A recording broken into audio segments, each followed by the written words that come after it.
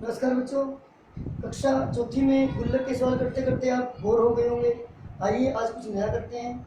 जैसा कि आप जानते हैं कि मेरा गणित पढ़ाने का केवल एक उद्देश्य गणित की नई नई टर्म्स को आसान तरीके से समझना और समझाना, ताकि अगली कक्षाओं में आने पर गणित आपको सरल और आसान लगे। चलिए आज हम आपकी गणित की पुस्तक में से पेज नंबर 87 पर सब्जी वाला सब्जियां बेच रहा है, सब्जी वाला सब्जियां बेच रहा है और दादी सब्जियां खरीद रही है। तो दो क्रिया यहाँ पर होती है हमारी, सब्जी बेचने की क्रिया और सब्जी खरीदने की क्रिया। तो दो, एक तो बेचना, दूसरा हो गया खरीदना।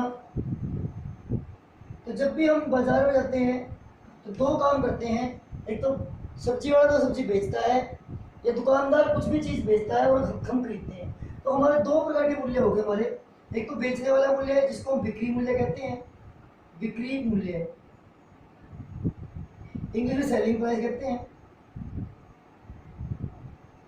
दूसरा, हमने जो वस्तु खरीदी वो हमारा खरीदने वाला मूल्य हो गया, खरीद मूल्य या कॉस्ट प्राइस, या फिर उसको कहेंगे हम क्रय मूल्य। तो यहाँ पर आपके पास दो नई अवधारणाएं आ चुकी हैं, एक तो क्रय मूल्य की और एक बिक्री मूल्य की। इस बिक्री मूल्य को ही हम विक्रय मूल्य कहते हैं। तो आपके पास दो नई चीजें आ गई, एक तो विक्रय मूल्य और एक क्रय मूल्य। इन्हीं चीजों को समझने के लिए चलिए हम आज की वीडियो स्टार्ट करते हैं। क्रय मूल्य क्या होता है?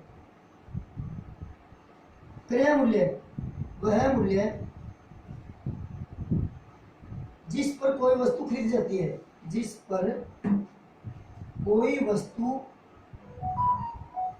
खरीदी जाती है, यानी कि खरीद मूल्य हो गया हमारे, या इसको खरीद मूल्य भी कह सकते हैं। इसको अंग्रेजी में कॉस्ट प्राइस कहते हैं। जैसे सवाल देखिए ऊपर, दादी ने 35 रुपए के 1 किलो टमाटर खरीद लिए। तो दादी ने टमाटर खरीदे, कितने खरीदे? 35 रुपए के। तो दादी के लिए 35 रुपए क्या है?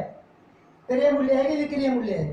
दादी ने खरीदे है ना, खरीदने वाला मूल्य हमारा क्रय मूल्य होता है। तो दादी के लिए टमाटरों का ये 35 रुपए क्या है? क्रय मूल्य है। जबकि सब्जी वाले ने टमाटर बेच दिए, तो सब्जी वाले के लिए 35 रुपए क्या है? उसके लिए विक्रय मूल्य है। यहाँ पर एक बात ध्यान रखनी है आपने, एक व्यक्ति का विक्रय मूल्य, दूसरे व्यक्ति का क्रय मूल्य होता है। अच्छा, विक्रय मूल्य क्या है? वह मूल्य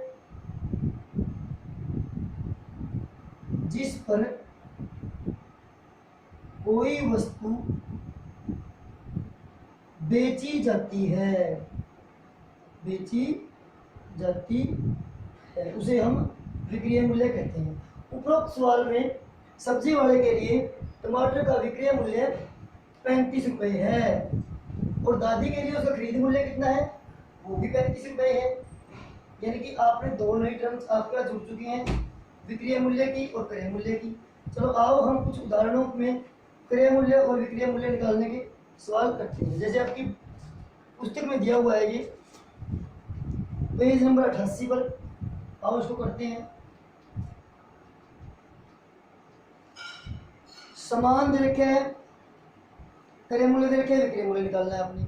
100 रुपए प्रति दर्जन की दर से 2 दर्जन कापियां ली का मतलब खरीदना, खरीद ली। तो यहाँ पर समझना है आपने, ये कापियों का खरीद मूल्य निकालना है।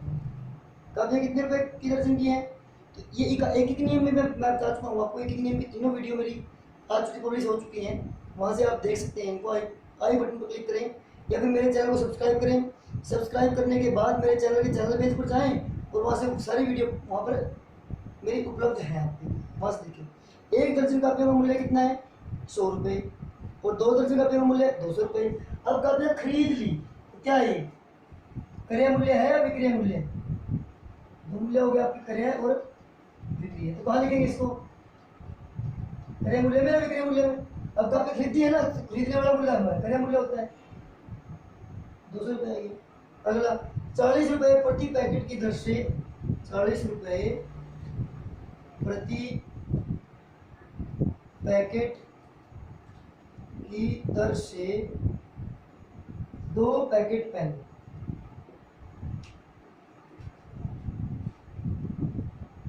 लिए, ये भी लिए है ना, यानी कि खरीद लिए।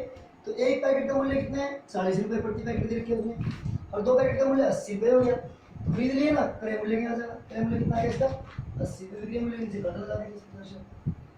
तीसरा क्वेश्चन, 10 रुपये प्रति कॉपी की दर से 6 कापियां दी, 6 कापियां दी का मतलब बेच दी। अब यहाँ पर क्या है, ये बेचने वाला मूल्य तो क्या होता है, विक्रय मूल्य होता है, क्रय मूल्य नहीं आएगा। एक कॉपी का विक्रय मूल्य 10 रुपये और 6 कॉपियों का मूल्य कितना आएगा, एक का 10, 6 का 10 गुणा 6, 60 रुपये विक्रय मूल्य आ गया यहाँ पर। अगला क्वेश्चन देखते हैं, 5 रुपये प्रति पेन की दर से 8 पेन दिए, यानी कि 8 पेन दिए का मतलब क्या है, बेच दिए। यही समझना है आपने यहाँ पर, ये विक्रय मूल्य है, क्रय मूल्य, ये चीज समझनी है आपने यहाँ पर। अब पेन बेच दिए ना, बेच दिए तो विक्रय मूल्य है, क्रय मूल्य के नीचे डैश लगा देंगे। एक पेन का विक्रय मूल्य कितना, 5 रुपये और 8 का 40 रुपये, बड़ा आसान है, तो आप बड़ी आसानी से विक्रय मूल्य निकाल लेंगे। इसी बार अगले क्वेश्चन है, 20 रुपये प्रति रजिस्टर की दर से 9 रजिस्टर दिए, यानी कि बेच दिए, ये भी क्या है, 9 रजिस्टर दिए, यानी कि बेच दिए। एक रजिस्टर कितने का दिया, 20 रुपये का, तो 9 रजिस्टर कितने का देगा, 20 गुणा में 9, 180 रुपये। अगला क्वेश्चन देखते हैं, 30 रुपये प्रति ज्योमेट्री बॉक्स की दर से 25 ज्योमेट्री बॉक्स ली, 25 ज्योमेट्री बॉक्स ली का मतलब खरीद ली, तो ये कौन सा आएगा, खरीदने वाला आएगा ना, तो यहाँ इसके नीचे लगा देंगे था। और एक ज्योमेट्री बॉक्स का मूल्य 30 रुपये, 25 ज्योमेट्री बॉक्स का मूल्य कितना आएगा, 30 गुणा में 25, एक नियम विधि से कर सकते हैं, 750 रुपये की खरीद, इसका क्रय मूल्य है। इस प्रकार से आप क्रय मूल्य और विक्रय मूल्य के सवाल बड़ी ही आसानी से निकाल सकते हैं। अब तक आप समझ गए होंगे कि क्रय मूल्य क्या होता है और विक्रय मूल्य क्या होता है। क्रय मूल्य होता है हमारा खरीदने वाला मूल्य और विक्रय मूल्य होता है हमारा बेचने वाला मूल्य। चलो एक उदाहरण और देखते हैं हम। आओ बच्चों, चीकू की पाठशाला के माध्यम से कुछ प्रश्नों के उत्तर जानने का प्रयास करते हैं। जैसे कि आपकी गणित की पुस्तक में पेज नंबर 87 और 88 पर एक चीकू की पाठशाला दी गई है और कुछ प्रश्न दिए गए हैं। वहाँ पर मिकी के पिताजी की स्टेशनरी की दुकान है, मिकी बंदर के पिताजी की दुकान है और चीकू खरगोश एक कापी खरीद कर लाता है। चीकू खरगोश 12 रुपये की कापी खरीद कर लाता है। यहाँ पर कुछ प्रश्नों के उत्तर देखते हैं। थोक में सामान लेने का खरीद मूल्य पर क्या प्रभाव पड़ता है। थोक में खरीदने का मूल्य क्या है, जैसे हम 1 कापी खरीद रहे हैं या हम 100 कापी खरीद रहे हैं, तो इसमें कुछ अंतर होता है बच्चों। 1 कापी खरीदना तो हम रिटेल में खरीदते हैं, सामान्य तौर पे आप लोग इसी प्रकार से खरीदते हैं। जब हम 100 कापी या 200 कापी खरीदेंगे तो एक दुकानदार ऐसा काम करता है, वो थोक में वस्तुएं खरीदता है। थोक में जब हम वस्तुएं खरीदते हैं तो वस्तु का मूल्य कम हो जाता है। इस प्रकार हम कह सकते हैं कि थोक में सामान लेने पर खरीद मूल्य कम हो जाता है।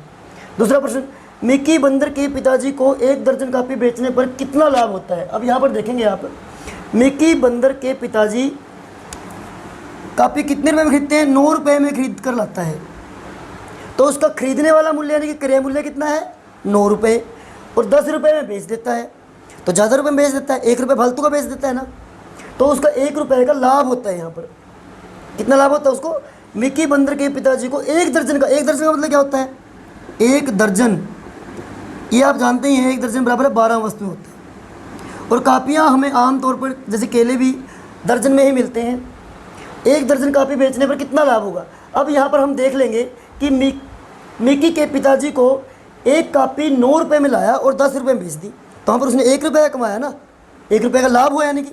और जब वो 1 दर्जन इनकी 12 कापी बेचेगा तो कितना लाभ होगा उसको, 1 कापी पर 1 रुपया, 2 कापी पर 2 रुपया और 12 कापी पर उससे 12 रुपये लाभ होगा। तो इसका उत्तर कितना आएगा, 12 रुपये। सवाल नंबर 3 देखते हैं, यदि चीकू खरगोश मिकी बंदर के पिताजी से कापी खरीदता तो कितने रुपये बचते। अब यहाँ पर देखने वाली बात है कि चीकू खरगोश ने कापी कितने रुपये खरीदी है। चीकू खरगोश ने कापी 12 रुपये खरीदी है। यदि वो मिकी के पिताजी से खरीदता तो कापी कितने की मिलती उसे, 10 रुपये की, क्योंकि वो तो मिकी के पिताजी 10 रुपये में कापी बेचते हैं ना, तो वहाँ से 10 रुपये की खरीदता वो, यहाँ से वो लिया 12 रुपये की, तो 2 रुपये फालतू दे के आया वो तो यदि चीकू खरगोश मिकी बंदर के पिताजी से खरीदता तो कितने रुपये बचते उसके, 2 बच जाते ना, 2 रुपये बच जाते। तो 2 रुपये की वो चॉकलेट खा सकता था, कुछ इरेजर भी खरीद सकता था, कुछ सामान खरीद सकता था। हमें कई दुकानों से भाव क्यों पता करना चाहिए, ये भी क्वेश्चन बड़ा आसान है, क्योंकि बाज़ार में बहुत सारी दुकानें होती हैं, हमें प्रत्येक वस्तु मोल भाव करके खरीदनी चाहिए, क्योंकि दुकान के जो भाव होता है, जैसे यहाँ पर देखिए चीकू ने बिना किसी प्रयास के कापी खरीद ली एक दुकान से, परंतु अगर वो मिकी के पिताजी के पास चला जाता तो वहाँ पर वही कापी 10 रुपये की मिल जाती उसे। तो इसलिए हमें 2-3 दुकानों पर वस्तुओं का भाव पता करना चाहिए और उसके बाद ही वस्तुएं खरीदनी चाहिए, ताकि हमें अधिक से अधिक पैसे बच सकें। क्योंकि बाज़ार में हम उसमें पाठ में भी करते हैं, ये हिंदी के पाठ में भी आपके दिया हुआ है, व्यापार वाला पाठ जो आपका दिया हुआ है, उसमें भी हम समझते हैं वहाँ पर कि व्यापार में 1-2 रुपये का लाभ बहुत होता है। वस्तुएं हमें मोल भाव करके खरीदनी चाहिए, आँख मीच के वस्तुएं नहीं खरीदनी चाहिए। अगर वो किसी और दुकान से खरीदता तो उसके 2 रुपये बच जाते। तो इसलिए हमें कई दुकानों से भाव पता करके वस्तुएं खरीदनी चाहिए, ताकि हमें अधिक से अधिक लाभ हो सके, हमें कम रुपए में वस्तुएं मिल सकें।